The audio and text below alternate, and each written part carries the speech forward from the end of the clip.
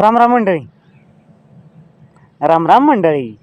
तर मंडळी, महाराष्ट्राचा लाडका लाख दिलं की धडकन, प्रेक्षकांच्या मनातील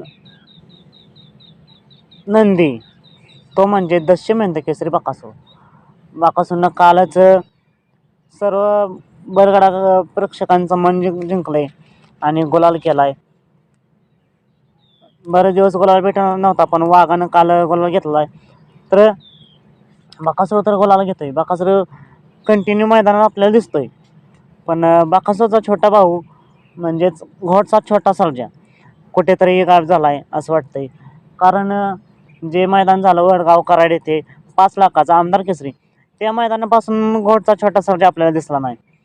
तर सर्वांना प्रश्न पडला की घोटचा छोटा सर्जाचं आगामी नियोजन काय.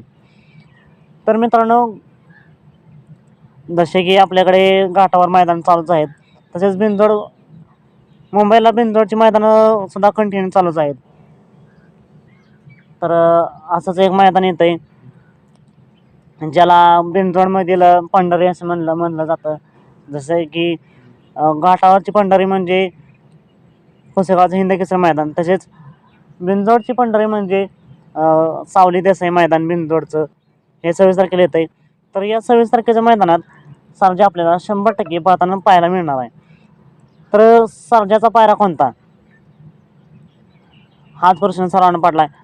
पण बैलगाडा क्षेत्रात कुठेतरी चर्चा आहे की महाराष्ट्रातील बैलगाडा शौकीनांच्या मनातील जोडी पाहणार आहे, महाराष्ट्राची लाडकी जोडी पाहणार आहे.